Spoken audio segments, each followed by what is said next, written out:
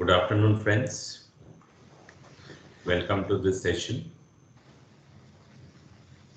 We'll start the session and others can join as they come in. So I would like to introduce our today's session facilitator, as we call in our sessions. So Dr. Keshab Nandy, welcome sir to this wonderful afternoon. Thank you, sir. Thank you. Dr. Nandy has been with us since February 2019, and he's a part of our Navi Mumbai campus for NMIMS. He teaches general management, soft skills, and law in the business management schools. And this is because he's got a vast experience in the corporate world and as well as in the government sector.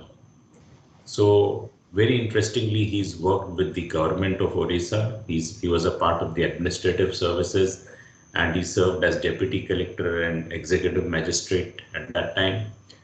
Then after that, he was with the Reserve Bank of India for a pretty long time. And then he moved on to the corporate world, where he was with UTI for a long time. And he was also an independent director for Tilak Nagar Group of Industries. He has received several awards and he has published several papers, and he has been a very sought after corporate trainer in areas of performance management, value engineering. NLP is his favorite area. And he has been doing MDPs also for IIM Bangalore. So he's a mix of a variety of backgrounds and a variety of specialization areas. I would like to welcome Dr. Nandy and request him to please take on this session what we call as knowledge management for higher organizational productivity. Over to you, Dr. Nandy. Yeah, thank you very much, sir, and thank you so much for saying such good words about me. Yeah, I'm very grateful to you. Yes, and I welcome all the participants to the session. All of you are very highly experienced, intelligent, and knowledgeable in your own areas. So we'll make it mostly, a sort of, mutual learning process. Yes, because of my combination of, experience in industry as well as in academics, possibly I'll give a perspective of both the use and both the dimensions, and which during my last 3 years in the campus, I found the students, they always they have liked it and they have appreciated. They will always say, sir, these industry perspectives we never knew, because other things, theoretical things we can study, we can Google, we can find out, but these are the things, the leadership skill is practiced in the real-time situation. Okay. Sorry. So I'll request all of you to kindly ask a question whenever you want, and whatever I know I'll share. Many of the things maybe I'll learn from you also. So we'll make it a very lively session. Now, friends, it is a very challenging topic, knowledge management, because the quantum of knowledge has changed so much over the years, and especially sorry, post-globalization and post-COVID, the contour and the discussion about knowledge, that has totally changed, and all of you know. So in our country, we have always been the capital of knowledge all through. I clearly remember when I was in the school, that time some Westerners, when I will be seeing, then out of curiosity that I had in abundance, I will go and ask that, why have you come to India, sir? Then the only question many of them will say, do you come in search of knowledge? Okay. Then possibly they will trek Himalayas, go to this, ashram, this and that, and finally they will go back. So knowledge acquisition and knowledge dispensing, that is very historical to us. The only thing is the quantum of, I mean the contour of knowledge has changed now. So those days, the knowledge that our gurus and rishis that were dispensing and the Westerners are grabbing with both hands on, that was mostly in the area of knowledge which is which cannot be converted to productivity. So being from the corporate and being in the industry for a long time, being independent director and CEO in a few companies, I can tell you our interest now and today itself that I will discuss is where the knowledge gets converted to productivity. Because without that, there is nothing as far as knowledge. Yeah, those days the knowledge we got from gurus and all that, they are esoteric knowledge. Not that they are not relevant, but possibly they may not be very relevant for production, for the organization building and all that. Yeah. So as you know, the biggest cut-off point was the globalization. So in 1991, with globalization, suddenly, we became a global village. And most important thing that happened was that a lot of competition came rushing in. Earlier also, the competition, everybody wanted to set up their business in India, but they were not able to do, because of the policy of the government by increasing customs duty to a ludicrous level of around 750 or 800%. Anything from abroad lands in India becomes almost 3 to 4 times costlier. As a result of which, we Indians were, we were actually we managed with whatever production in our country we are doing, but no competition was there. Because there was no competition, obviously our products and services were not world class. As a result of which, as you all of you know, nobody was buying anything from India except for some traditional leather, tea, this and that, which was not very big foreign exchange earners. Yeah. And that is the basic reason why we ran into a crisis. And in 91, when I was in Reserve Bank of India, I had seen the governors, the first person they will be calling once they enter the premises of RBI, they will be calling the controller of foreign exchange. Okay. I was working, I had the privilege of working in those critical days in that department when my boss will be called. And I was a very good assistant to the boss. So I will be sitting behind him in front of Dr. Manmohan Singh, and he will be presenting his case and he will take the files from me from behind. I was the junior most officer. So, but I had the privilege of being exposed to the process. What sort of crisis India had, because we did not have foreign exchange even for 7 days. So we had to run to IMF, and that's what Narasimha Rao and Manmohan Singh duo they did. And IMF obviously said that you are a country where the growth rate has never exceeded 3.3%, which was very contemptuously branded by the economists like Professor Mahalanobis, etc., as Hindu rate of growth. So how is it that you will be repaying your loan? And your economic policy need to be changed. So they said that we are prepared because you have huge potential, but you have to sign. You have to sign a sort of sovereign agreement with IMF, and that is what we had no choice. Beggars are not choosers, so we signed. And the first condition in that was opening of the market. That means you reduce customs duty to a reasonable level of 20–30% and all that, so that the competitors they come in and they can make money in India. And Indians will be exposed to higher level of competition, and the quality and efficiency, everything will go up, which has totally taken a back seat during the period when we tried to elbow out all competition in a very artificial manner. Okay, not in a natural process, artificial manner by increasing customs duty. Yeah. So the first condition was opening of the market, and that is how globalization started.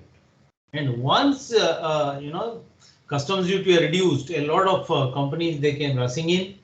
And as you know, friends, that once competition comes rushing in, what happens?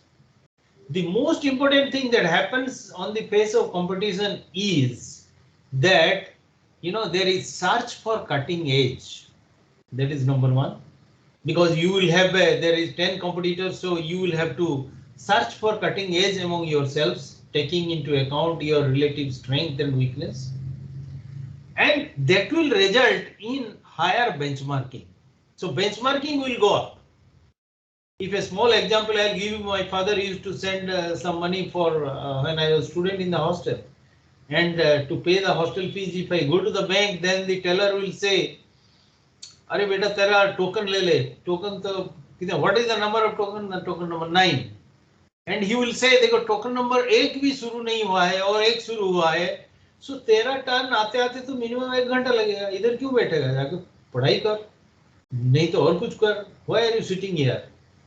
See, that was the time. So to draw 500 rupees, I had to wait for 1 hour from the teller. Now to draw 500 rupees, you have to wait in the ATM only for 1 minute or even less than a minute. So this is the impact of competition. So when the foreign banks came, even Indian banks came up with new technology and all that. So suddenly the benchmarking went up, and it reduced the waiting time from 1 hour to 1 minute, right? So that is the magic of competition. But in the magic of competition, what are the important things that happen? We'll be discussing many of the things you may be knowing also, but you can always contribute with your with your perspective. So most important thing that happened because of the intense competition, I have explained to you how the competition became very intense. If anybody says that I love Indians, then take it with a pinch of salt, because being in the corporate for a long time, I know when somebody says that we love India, actually they love the customer base of India. Kashmir to Kanyakumari, huge customer base. The customer base can actually take the whole of Europe 3 times. Okay, 3 or 4 times possibly. Yeah. So in that sort of situation, nobody can say that I don't love India. So everybody came rushing into India. Then what happened? Intense competition. Then when there is intense competition, the product life cycle will become always shorter and shorter, as all of you know, my dear friends. Just look at a simple example of Ambassador car. That was the only car that was available. That was available during my time when I was in the school and all that, right? So only car, and in Bombay possibly there was Fiat or something, but their number was very few. So Ambassador was ruling the whole country, right? And in the government here and there, everywhere, they have to buy Ambassador. Now what is Ambassador? Ambassador is, as you know, slightly more reliable than a bullock cart. It is slightly more reliable than a bullock cart. You look at everything starting with technology and everything. But still it survived for nearly 50 years. So the staying power of a product, that depends on the type of competition, because you are not getting any scope to develop a cutting edge, because there is no competition. You have elbowed out all the competition. So that ruled the roost for 50 years, half a century. Now tell me, a car survival staying power is how many months? After 5 to 6 months, a new brand is coming and elbowing it out of the shelf. Okay, so you will agree that the product life cycle is becoming shorter and shorter, with the staying power of the product getting reduced with competition. Okay, it cannot sustain in the market for a long time. So when product life cycle becomes shorter, how it becomes shorter and shorter? Because of the competition, there is search for cutting edge, and when there is search for cutting edge, then the competitive companies, they find out in what way I'll develop my USP, and then I'll try to develop a cutting edge over the present competitor. That is how you see in many of the brands of the car, they have this facility, that facility, starting with airbag, starting with so many other things they will introduce one by one, so that they survive and others they perish. Okay, so the product life cycle is becoming shorter and shorter. requiring new knowledge, because if there is a competition, then you have to come out with new knowledge. And new knowledge can come only from the ideas. And ideas can be generated only by man. Machines do not generate ideas. That is the problem. Even with all the high-pitched talk about artificial intelligence, etc., machine cannot come out with ideas, and man will come out with ideas and machines will follow. Yes, obviously. So that is why, requiring new knowledge for survival and growth of the organization. So an organization also requires new knowledge every now and then, so that the existing knowledge can be replaced with a new knowledge to give additional value addition to the productivity process, right? Then technological differentiation with competitor is vanishing. All can access new tech. Earlier, technological differentiation was a very big factor which was giving cutting edge to a particular, product. But that is now vanishing because it has become a secular subject now. It is available to everybody. So tech is the biggest, secular topic now. So tech is available to everybody. So earlier there was a lot of restrictions that if you belong to during Cold War time, you must be remembering that this technology I will not give you, that technology I will not give you, that technology I will not give you. This is my technology. So now most of the companies, they have access to technology. So that cannot be a differentiator. So factors like finance, market and materials, etc., do not give competitive edge and are free in the open economy. So all of you know this, that if you talk about finance, then marketing, materials management, etc., what we have learned in our management schools and what we teach to the students also. There we find that these the technological differentiation is that is going. In addition to that, these factors like finance, market and materials, they do not give cutting edge because everybody has access to this market and that is free in the open economy. Hence, the cutting edge for survival and growth comes from men. That is the only. When you talk about I clearly remember when I was doing my MBA that time, the professor used to come and tell us that these are the plant, land and, plant, land and building. These are the basic assets. So these are the basic assets. Okay. So then the days of knowledge economy came when with IT companies and all that, and he started asking, all the IT companies, they started asking, and Ajim Premji asked that if you are telling that the assets are land, plant and building, then when 50,000, more than 50,000 software engineers, they leave my campus at 6 or 7 o'clock in Bangalore, then what I am left with is a few computers, building and all that. Then how do you call that I am a 50,000 crore company? The assets value as per your definition, if I take into account, it will be hardly or maybe 1,000 crore. And you are saying I'm a 50,000, then they started searching, all the big CAs, they started searching that yes, in our accounting process, something is missing. That is why 50,000 crore minus 1,000 crore, 49,000 coming from what? Then they said they are coming from the toolbox. The software engineers, they carry in their head. So when they are entering at 9 o'clock or 8 o'clock, my campus, it is a 50,000 crore company. And when they are leaving, it is 1,000 crore company. So then that is how, suddenly the role of knowledge came to be recognized so much in the accounting process. Yes.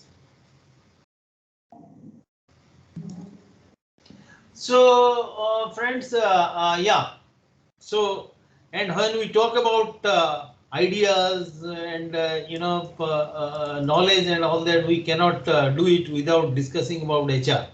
Okay, so we are talking about business embedded HR as to how earlier HR was not business embedded. It was actually a sort of support function, calculating your leave, your this and that and all that. But now it is not so.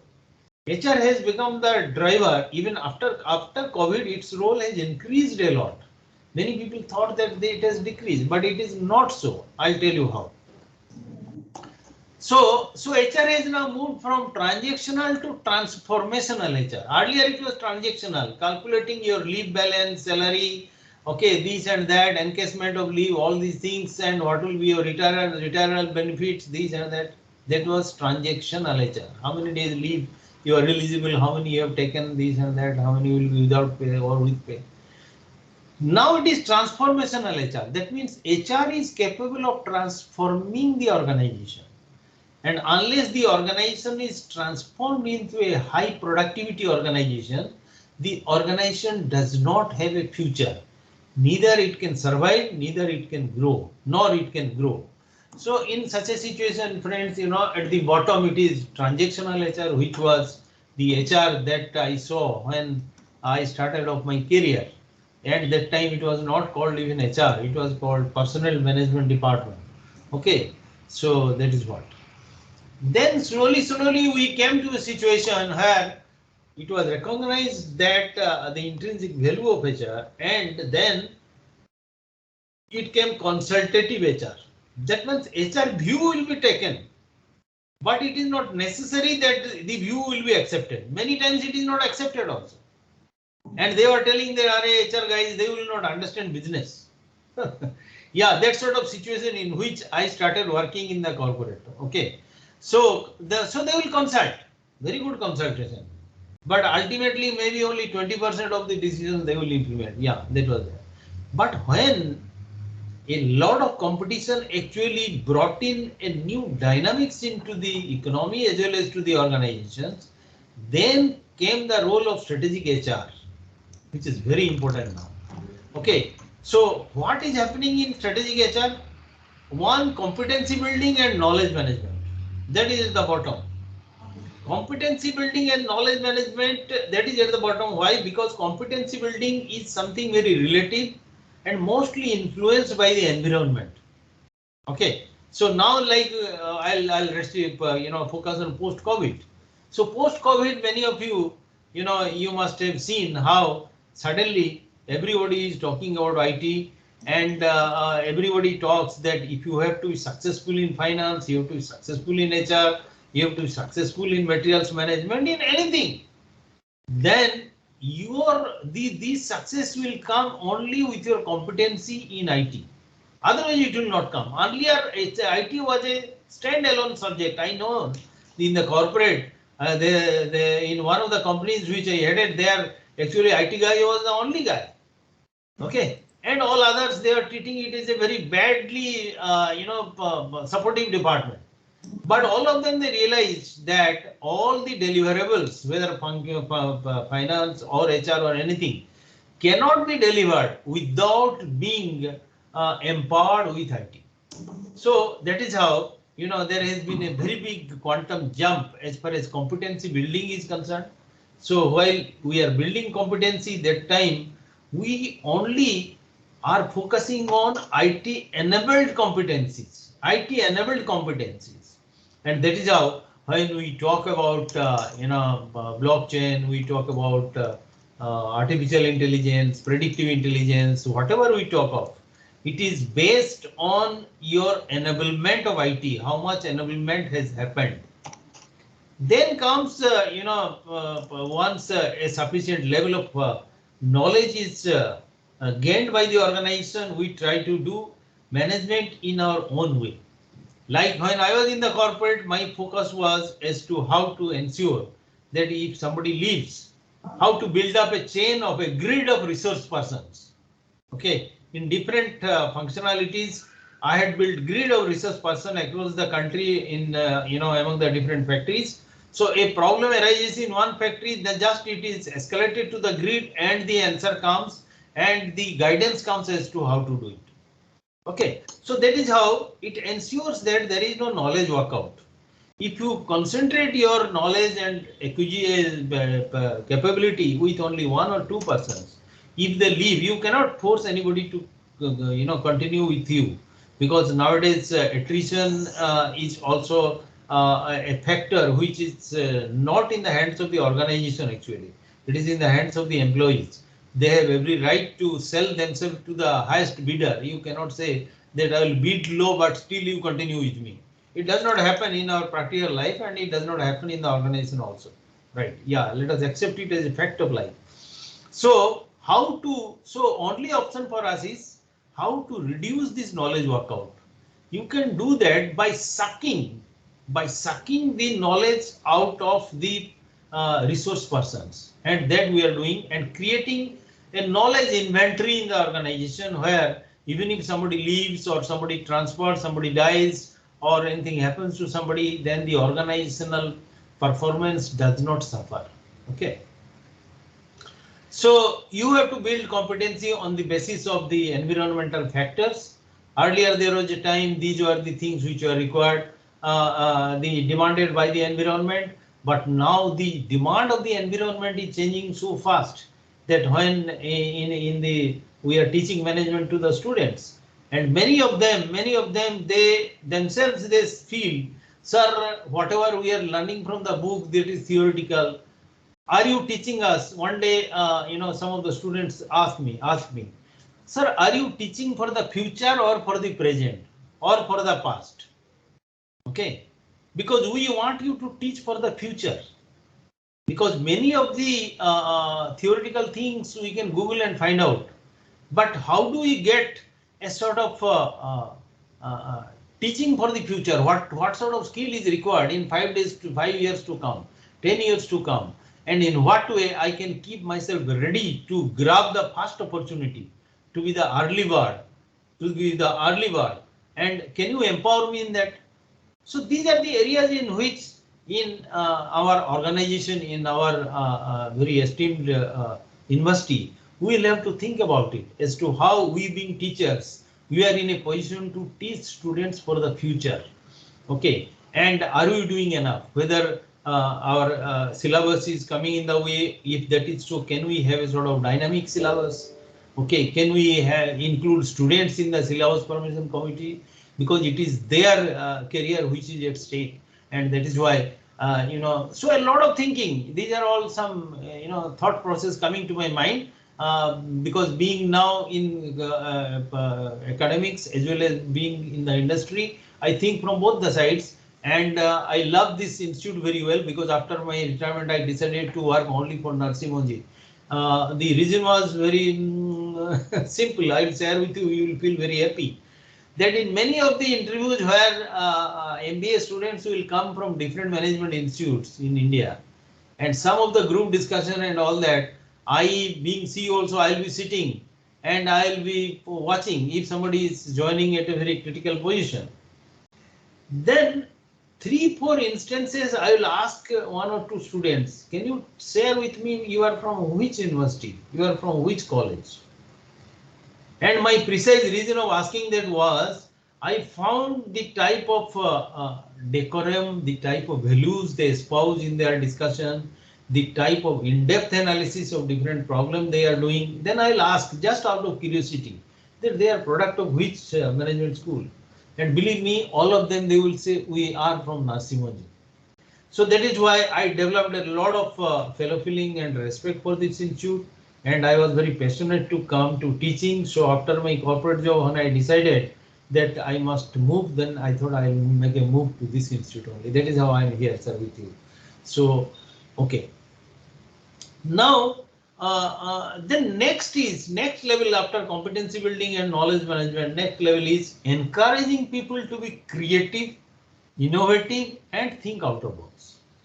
Because with your competency, you can solve today's problems. I was just telling you, are we preparing students for the future or not? If not, then what should we do?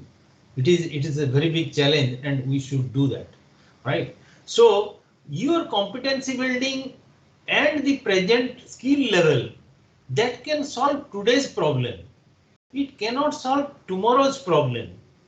Because if you try to solve tomorrow's problem with this toolbox, then it would be like when ambassador toolbox was being used to repair the roadside ambassador breakdown, and suddenly Maruti came and a mechanic was still holding the ambassador toolbox and trying to operate it on Maruti. So you will be trying to solve today's problems with yesterday's solutions, and there most of our students will fail. And when they fail, actually we also fail. That is why we have to make them winners so that we are also winners.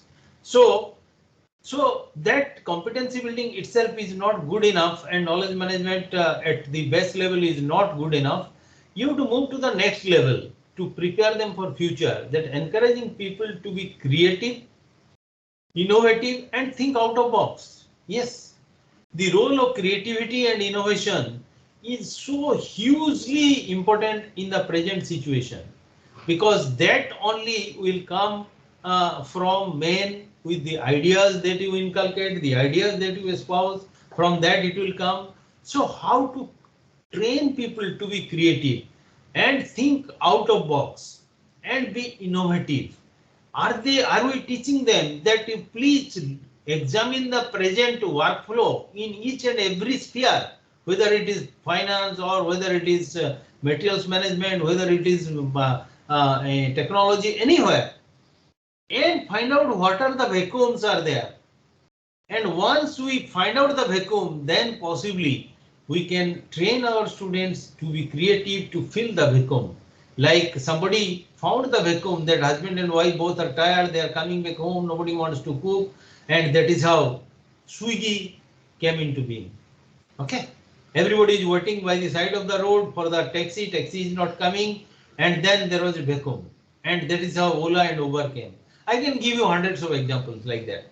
Everything has come, all creativities, they have been spurred from the vacuum that exists in different chains. And whether we are doing that, do we have a system of analyzing all these and training our students as to how to grab this opportunity and fill in the vacuum. Then of course the top one is creating dreams in people. Okay, all of you know the ideas come from dreams only, because many of the times, you know, fantastic ideas come from dreams. The only problem with dreams is that if dreams you forget in the morning. Only when somebody wakes you up, when you are dreaming something, then you will find that you are in a position to recollect the dream. And if you are recording this dream, then that is how, one of the books I read recently, Harvesting of Dreams, how to do the dream harvesting. Because they found that if you are not in a position to come out with new ways of solving problems, then you are redundant. Because existing ways of solving a problem cannot make you a winner, it can at best make you a follower. So you have to come out with a new process as to how to solve a problem. And that will always come only when you think out of box and when you do innovative thinking. Can it be done this way? Can it be done this way? Can it be done this way? Okay. And then you will find whether, if I do like this, then whether there is value accretion. I have another slide on value engineering that I'll show you also. Yeah. So creating dreams in people, that how to make people good dreamers so that they can dream. And yeah, I'll give you one particular anecdote. That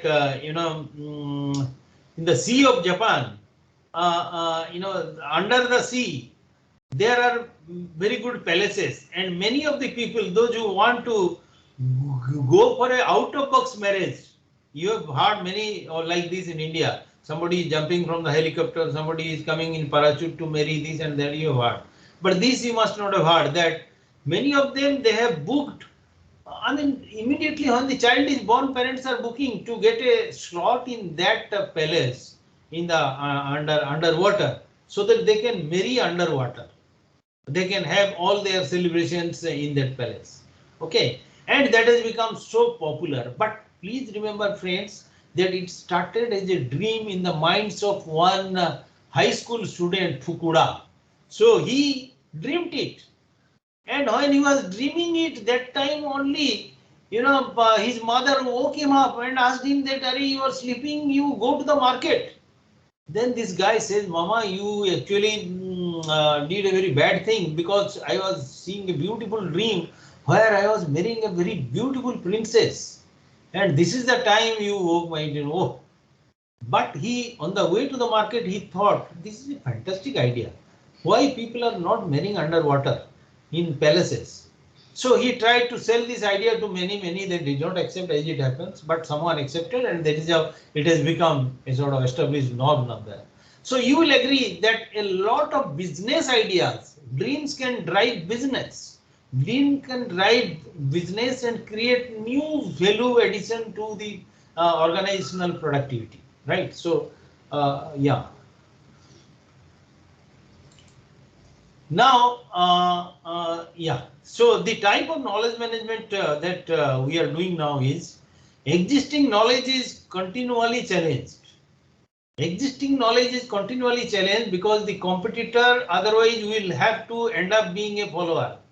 If the competitor wants to add new value addition, develop new USD in the product or service, then he has to continually challenge the existing knowledge which has created this product.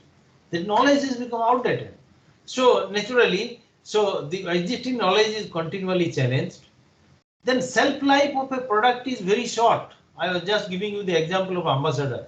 Okay, I can give you so many other examples. Okay, the shelf life of a product is very short, right? Shelf life means how long it can survive, how long it can continue to create new value and all that. Like when you go to the market to buy apple, he says, sir, this is Kashmiri apple, shelf life is 5 days. This is Simla apple, shelf life is 3 days. But sir, this is Australian apple, the shelf life is 15 days. The same thing, the knowledge shelf life is becoming very short because it is continuously being, challenged by the new competitors who want to outwit this knowledge and come back with the new value addition. Yeah. So then knowledge renewal for demands of external environment.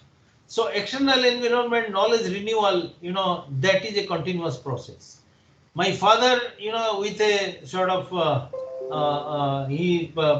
degree from very ordinary degree from Presidency College in Calcutta, he remained a wise man all through his life. Nobody was challenging his knowledge. But do you think that happens with a string of MBAs, these, that, PhD, and all that? Always I feel that I'm like Sita walking through fire, to prove that I'm relevant to the environment. My relevance is being continuously challenged. So that is what, because the external environment has changed. During those days, pre-globalization days, external environment was hardly changing. So it was a very good day for my father, but not for his son. Okay, so that is how knowledge renewal is needed, and it is needed on daily basis because the external environment demands it. Then today's problems, contemporary solution. I just told you that today's problems you cannot solve with yesterday's solution. It has to be a contemporary solution. So today's problem can be solved with today's problem. So we will have to always ask ourselves, being teachers in the universities, when we prepare our students to join the corporate work, there are we preparing them with today's solutions, or by any chance we are training them with yesterday's solutions, because that will be counterproductive. They will try to solve today's problems with yesterday's solution and they will fail and they will get sacked, or they will be at the lowest bottom of the organizational hierarchy. So knowledge is a continual process. You cannot say it is in fixity. So as I gave you the example, today the contour of knowledge is changing so very fast that it is a continual process. It is not continuous. Continuous means one stroke.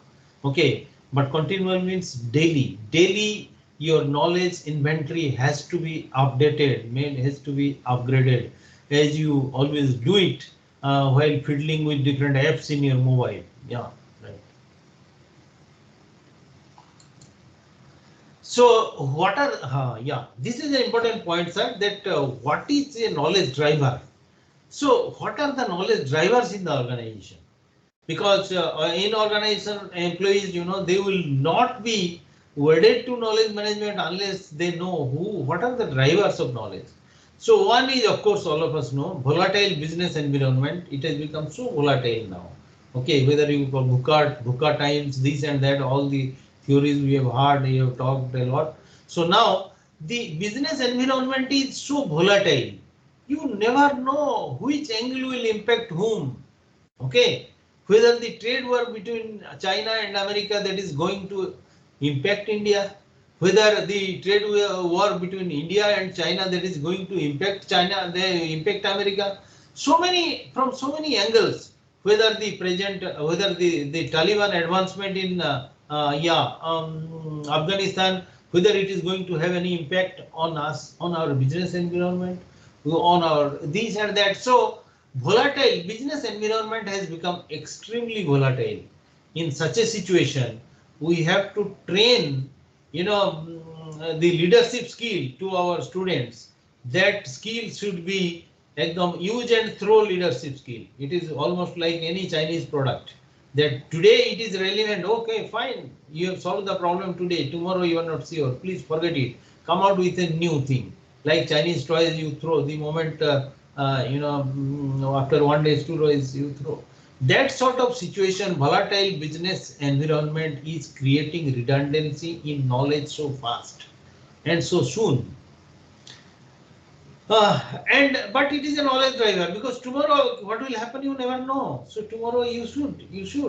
Like the other day, for one company they requested me to, my last company in fact, they said that we are taking interview of HR. So can you become an expert online? I said okay, if you are doing it in the evening possibly, yes, otherwise I will be in the college, so no. So I did that, and then I started asking them that, do you know what is predictive intelligence, and what is predictive intelligence, and if you feed the CV of a candidate to the system, will it be in a position to grade the candidates before it comes on my table that this fellow has scored this much, this much, this much? Then I know who are the first 4 people I will call for the interview, not ending up in calling 20, 30 people and doing a tamasha in the office. Okay, so predictive intelligence is required in many areas. This is one example I gave you. So are you, I said, all of you want to join, do you know anything? No, sir, it has not been taught, and we do not know. I said, who will teach you? You should learn, you should go for self-managed learning process. So whatever you are getting from your teachers, they are doing they can do only the role of a midwife, but the potential has to be with you, and you will have to deliver. They cannot deliver for you. So they can help. They can actually play very important catalysts. Okay, like in the village, a midwife plays. And but the big idea, the dream of giving birth to something very interesting, very new, which will make history, that remains with you, and that you should be inculcating in yourself. Okay, so that is about volatile business environment. Then multifunctionalism is another area.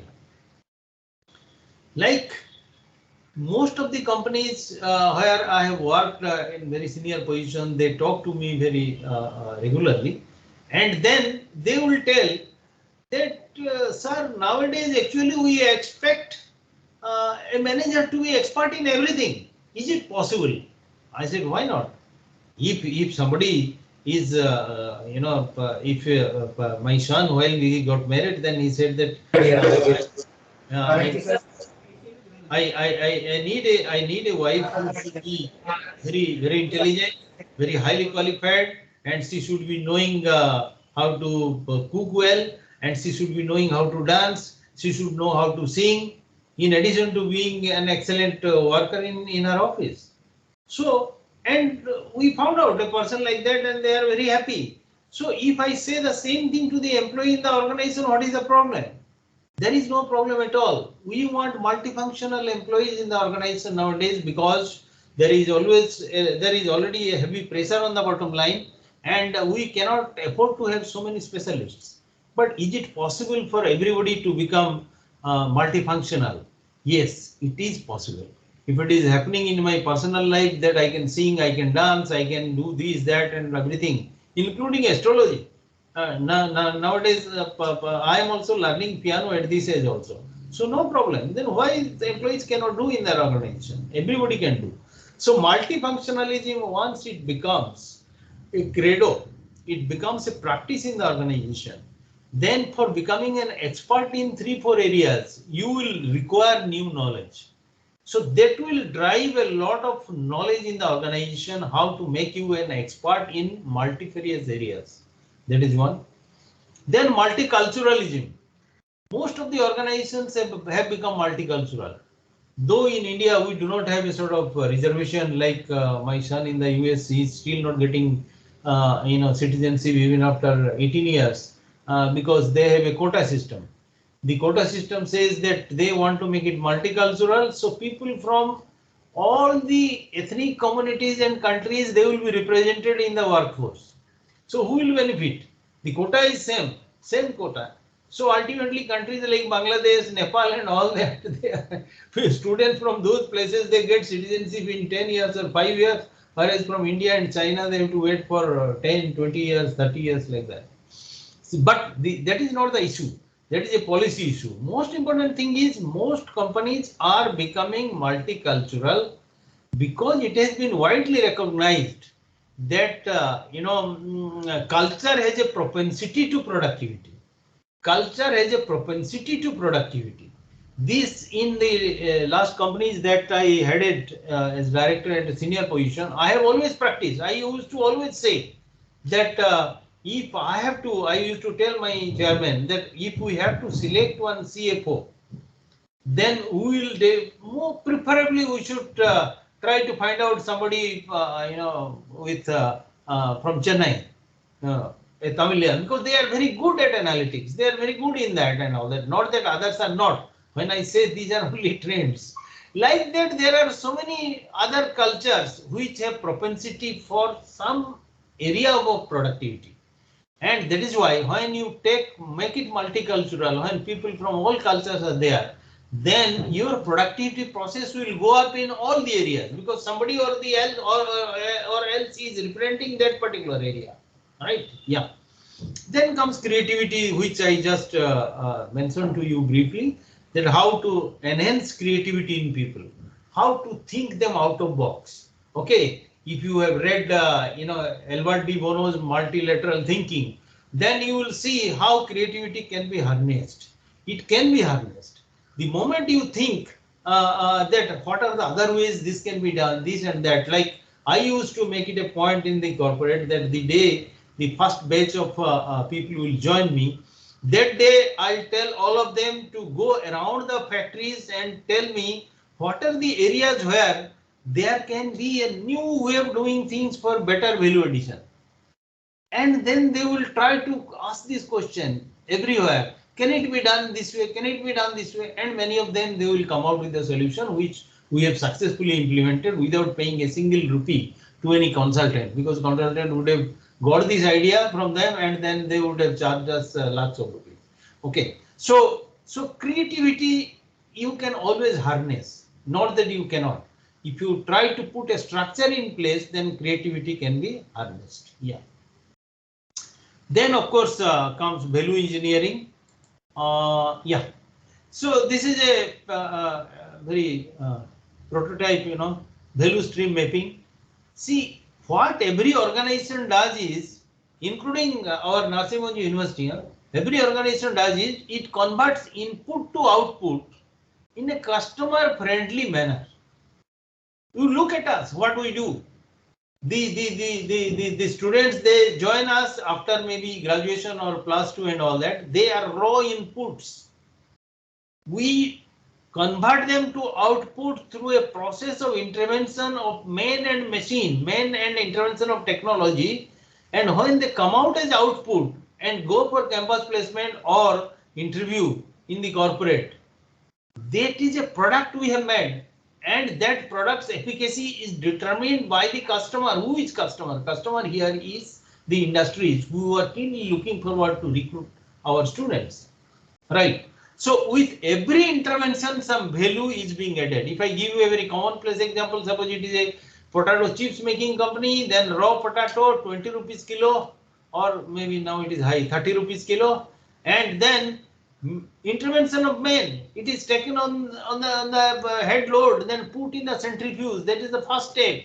So with that, another 10 rupees value has been added with intervention of men. And when in the centrifuge it is cleaned, it is intervention of technology. It is another 10 rupees is added. Like this, when at the end point it is packaged again, that time the cost of potato chips 1 kg becomes 300 or 400, whatever it is. I have not checked out. So how a 30 rupee potato is becoming 300 rupees? That is happening because of the process of value addition that is happening through intervention of man and machine. Same thing we are doing with the student also, with the students also. What sort of value addition we are doing with the teachers, and because of that, due to which they will be priced commodity for in the market, and all the customers they will be buying for our students only. Right, so that is the value stream mapping as to how can be done. But here there is a very important catch, I should tell you. I have already told you that competitors, when they compete, they always try to search for the cutting edge. So now for this product, suppose a new competitor is coming in the market, right? So what they will do? They will try to increase more value with less number of men and less number of technology. That is what happens when you make men in the organizations, especially in the industries. When you make technology multifunctional, then the man has to be multifunctional automatically. Like in childhood, I saw the first tractor that came to my village. I asked, what is this? It is for tilling the land. Next year I asked, they said in addition to tilling, it can also lift water. Then third year when I asked, they said in addition to tilling and lifting water, it can also husk. It can also husk the paddy. Okay.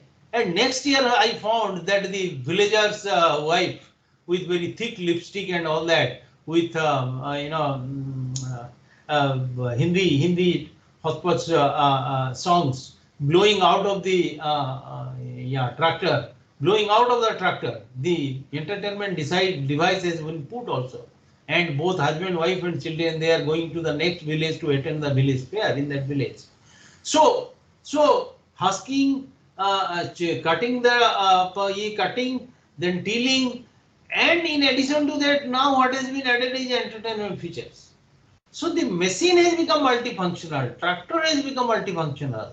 So the main behind the machine has to be multifunctional, and that is how the chain reaction starts. That who becomes multifunctional first, and then it creates the chain reaction in the other side. Okay. Yeah. So now, organizational knowledge inventory, I just told you that how to create a grid of research persons in particular critical areas in the organization. We used to do that. So knowledge is basically divided into two: codified knowledge and tacit knowledge. So codified knowledge is something which can be repeated over the number of times, and every time you repeat, it gives you the same result. That is codified knowledge. And that codified knowledge is in ERP, all of you know, enterprise resource planning, artificial intelligence, blockchain, predictive intelligence, etc., etc. Okay, so it works on codified knowledge. Anybody can codify in the formula and can get the same result. Nothing new, nothing new. Okay, yes. The other knowledge, so this type of knowledge is where you will find in the organization at the mostly in the junior management level, or to some extent in the middle management level. Okay, there will be a lot of codifiers and all that. They will be doing this and all that. You must have seen if you have gone to a IT organization. So what is tacit knowledge? Tacit knowledge is mentoring for values from the senior management to the top management level. They are actually, they believe that 2 plus 2 can be 22, right? Who is the codified knowledge guy? He will say this is nonsense. It cannot happen. Unless there is a mistake in your calculation, it cannot happen. But here in tacit knowledge, I am saying, no, sir, it can happen. I will show you. And that is where your leadership comes out to full play. Okay, your leadership comes out to full play, and that cannot be repeated. Like, you are not there, somebody else who comes in your place as the leader, then don't think that he will be imitating the same value system, same practices and all that, he will get the same result. Maybe he will get better or he may get worse also, right? The most important thing is no consistency. Only in codified knowledge there will be consistency. So in tacit knowledge, if you have got better result from a particular type of leadership skill, then your reinforcement mechanism should try to strengthen it in the organization so that all across the organization the tacit knowledge base spreads. And like I was giving you the example, all the 4 students I asked who came for a group discussion, all of them, I found them so considerate, so respecting values, the way they are accommodating the other contestants, the way they are wishing people and all that. I found there was a sort of commonality, and I asked, you are from which institute? Now we are all from RCM. Okay, that was the most important reason I decided to be part of it. So what I'm trying to tell you is that this tacit knowledge is something that can spread across the organization by mentoring for values, mentoring for knowledge, mentoring for leadership. Mentoring can be done for so many things, as you know. So then comes organizational knowledge inventory to tackle attrition and insulate the organization from knowledge workout. I have already explained to you that knowledge workout mostly happens if you are transferred, you die, or you are sacked, or you resign, whatever. That time this knowledge workout happens. This knowledge workout, it is the responsibility of organization to prevent this from happening. And for that, we'll have to build up a grid where the value system, the knowledge, everything will be cultured among different stakeholders in such a manner that it becomes part of our life process. And that is what it has happened slowly in our organization, which my good friend Deepakji has been doing very passionately, and I must respect him for that, and I thank him for that. Yeah, he has been doing single-handedly a lot of things I have seen in this particular area. Yeah. So the role of organization in knowledge management. So what is the role of the organization? Organization has a role. Not only you can leave it only to the students, only to the employees. Organization has a role. What? Technology empowered competency building. This I have told you that most of the competency building, whether in finance, whether in HR, whether in materials management, whatever you say, in marketing, all these, how they can be technologically empowered to get the best result. And then next thing is how to get the repeat result all the time. I try to praise the variables. Okay, so that is one area in which organization can play a very important role, that by ensuring technology empowered competency building among the employees and in our case among the students. So act as a learning organization. In the organization that I had, I had always made it a rule that how their fees will be reimbursed if they are going for a course. If they are taking up this thing, then they will be encouraged, this and that. And if you have done this course, then you will be getting this much incentive, this much and this much scaling up in the scale of for your promotion. So when you do all these facilitating process, then you are called a learning organization, that where learning is at a premium. Because you must have seen the last CIE survey they did, Confederation of Indian Industry, they found most of the youngsters, they are leaving organizations not because boss is bad or salary is bad. They are leaving because they find the organization is not a learning organization. That means they are not learning that much to make their knowledge and skill, encaseable in the market. Okay, and that is why they feel that if it is not learning organization, then I should not be here. I'll become bankrupt. I'll become in bankrupt in knowledge, and now I have to upgrade my knowledge so quickly that this facility I am not getting here. So that is how to convert organization into learning organization. Then setting up idea centers is something, as I said, idea is the mother of all invention, creativity and all that. But how do you set up idea centers?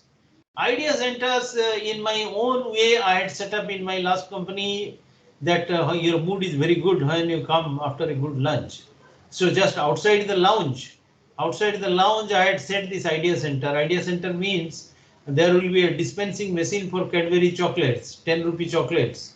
Okay, the moment you push a card in which some idea will be there, you have to write something there. Then only it will recognize. And the moment you push inside, then it recognizes, and a chocolate, it pops and hits your head actually. There is the element of fun in that. It hits your head, you catch, and you say, oh, wow, wow, thank you, thank you, thank you. And then in the evening, we collect all the ideas and try to generate business dynamics out of that, how to implement these ideas in the organization. And we've been greatly successful in setting up idea centers, because ideas, if they are not coming generally, then you have to give it a sort of driver. Some driver has to be there. For me, the driver was fun with a Cadbury chocolate, 10 rupee only. Okay, and the ideas I got is worth millions, because any other consultant I would have engaged, I would have spent lakhs of rupees. Yeah. So these are the important points, friends. And I have come to the end of it. Now we can make it an open house, and maybe I'll take some questions, and maybe you can contribute also. You can contribute some of the points I would have missed. You please supplement, and you can ask me questions. Okay. Yeah. Thank you very much, all of you, for your patience. Yeah. Thank you, Thank sir. you, sir. Thank you. So, Yes, Dr. Srinivas.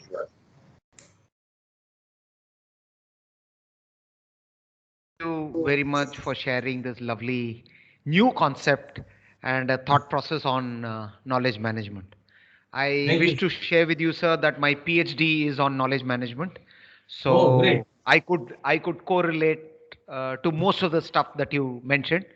but I brought it to the relevance in the Indian Army and how Acha, it can okay. be practiced so Mm-hmm. that the army, like you mentioned, can be progressive and other things. So Mm. I just wanted to thank you, sir. It was a lovely input that I've got now.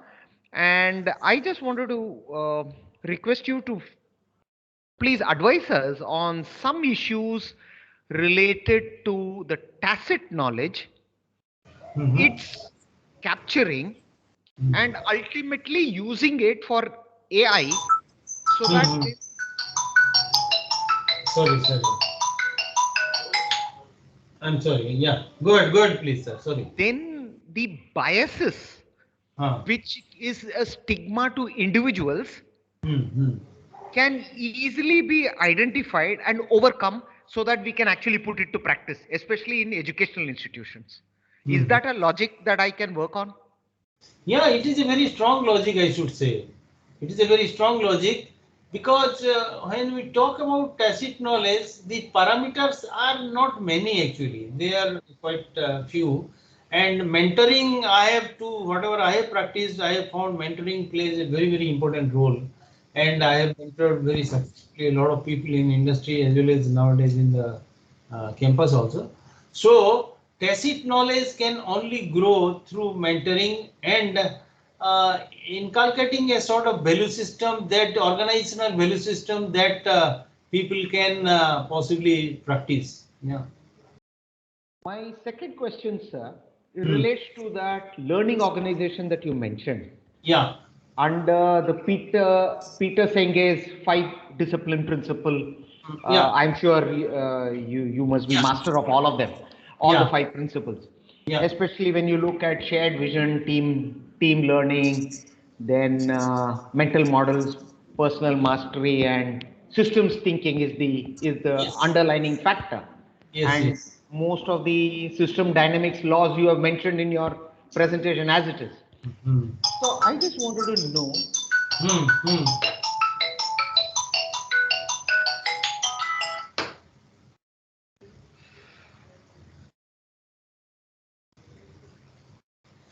Yeah. Yeah. nur- Sorry, somebody is. nurturing a learning organization.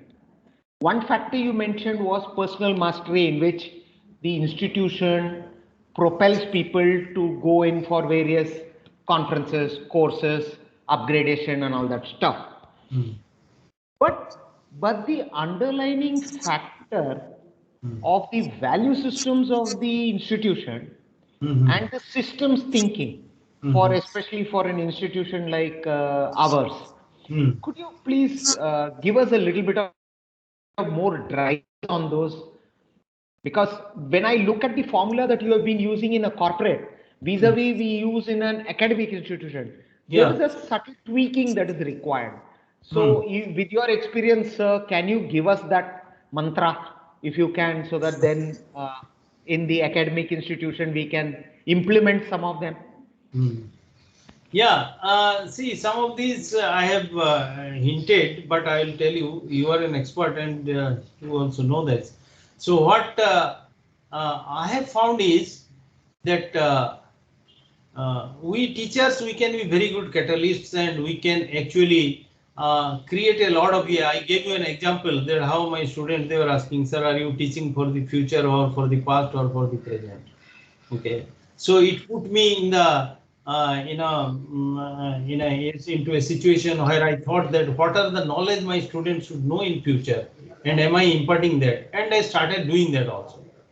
But there, the rigidities are there in the university or school system that we are in. Though our university is one of the very progressive one, I should say, because I had gone as a guest to one of the other management colleges. I found situation is very bad. They are still teaching them in that 50, 60s staff who is students. They are not able to relate. So what I should say is that one of the very important thing that we should do is that for our syllabus must be a dynamic syllabus, and in the syllabus formation there should be student participants. They will contribute because their stake is the highest. That is one. Then second thing is there should be in each and every area. Like for example, I'll tell you that now post COVID, I do not know how many universities, those who are teaching management, they have done this research and come out post COVID, what are the changes which are required to be taught to the students in HR, in finance, in marketing. The other day, one of the students, because I was also heading marketing in my last company, so I know little bit about it. So somebody came to know about it because they Google, they find out what I know and what I do not know. So he asked, sir, now many of the theories in marketing where you have to go to the market, then come out with a Bing Bang theory, meeting the customers, then preparing a matrix, taking their feedback this way, that way. Do you think that they need to be changed in the present situation? Because you are not going to the market, the customers are not coming to you. Are you in a position to do that? Or in HR also, when most of the companies they have to teach now in the colleges we have to teach our HR students what is the communication process between machine and man and machine, because in most of the HR department there will be hardly 2-3 people and there will be a lot of machine driven systems and apps and all that. So are we teaching all this? If you are not doing, then it is better that we should know, include them in the syllabus and teach all these, so that they, when they go out, then, because when they sir come to the corporate, I have seen always that ready to use knowledge is something that the industry is asking for. Okay, if you say no, I have read something which has made me wise, but I cannot apply my knowledge to your advantage. So that does not leave me wiser at all. Okay, you may be a wise man, you may go to grave by being a wise man, but if I am not benefited, then why have I recruited you? So that is how. So I used to end up training them, mentoring them, and all that, but not everybody will do that. So they want ready-made, ready-to-use skill. So that test we should do in all functional areas when students are getting prepared for the industry. What are the deficiency gaps? In a structured manner, we should do a study. What are the deficiency gaps? What I have taught them and what they should know, and that deficiency through a bridge course can we cover? I think that will be the best way, so that students will be very grateful to us, because they always end up asking this person, that person, and then they get confused. Yeah. Thank you, sir. It's been very nice interacting with you. Looking forward for future advice from your side on such issues. And it's been a pleasure, sir, interacting with you. Thank you. Thank you very much. Thank you very much, Srinivasan sir. Thank you very much.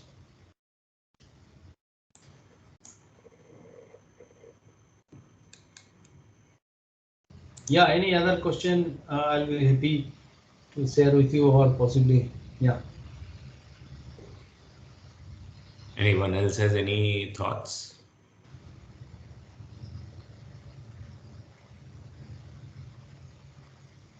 Well, I think people are absorbing the knowledge that you have just granted them. I don't know. You are the best judge, so. No, it's a very different time nowadays, and as we were having this conversation some time back, uh, when we speak of knowledge management in an organization, uh, how do we ensure through the systems that when a person leaves the organization, the knowledge does not leave with him. It remains with the organization. Yeah. So it's knowledge about processes, about new, uh, whether it is the new insights that a person has brought into the organization. Very often we have seen, despite all the technological tools available to us, uh, when we refer to something of the past, we get the response that no, the person has left, so we don't know what it is or where Yeah. it is. True. That knowledge does not stay with the organization. And very interestingly, when the person leaves and goes into another organization, it is not necessary that new knowledge has been retained with the new person also. It Yes. is the ecosystem of the organization that generates new knowledge, but it doesn't get really harnessed. Whether there should be a system where we can get it into a library systematically, very systematically, not discretionary. If somebody does it, then it happens. If somebody does it, then it doesn't happen. It has to happen through a system where this knowledge is retained with the organization, with the individuals of the organization. So these are some of the challenges we will deal with as we go forward. And as you rightly said, that learning organization is the key, and more so for people like you, me, and maybe Dr. Srinivasan, who belong to the baby boomers era. It is very important for us that if we are teaching students, students will always be ahead of us in terms of technology, in Yeah. terms of trends. So while we focus on our syllabus, how do we enhance our knowledge in the organization as faculty and as staff so that we are always ahead of times, or at least in sync with times when we are dealing with the students, because that is what is going to be the differentiator between uh, how the universities will compete against each other in the times to come. Yeah. Yeah. So True. we might get into a scenario that where experience may not necessarily be a virtue in teaching, because that experience may be of no use in future. Yeah. So thank you, Dr. Nandi. Thank you, Dr. Thank you very Srinivasan, much. for your Thanks, thoughts. all of you. Thank you very Yeah. much, sir. Thank you, everyone, for joining. And those who are present here, just to give them an insight, and Dr. Nandi, to you also, we'll be having a session from Dr. Srinivasan on Friday. Oh, Uh, great. Yes, so that will be very interesting as well. He is Yeah. from the armed forces, Yeah. and the principles that he believes will come into the academics is something that we are looking forward to Yeah. on Friday. So please do join. We'll be Yeah. sending the Sure. Sure. communication tomorrow. Thank Yeah, you, sir. Looking Okay. forward. yeah. Thank you. Thank you very much. Thank you. Thank you. Thank Thank you, you. everyone. Thank you. Thank you.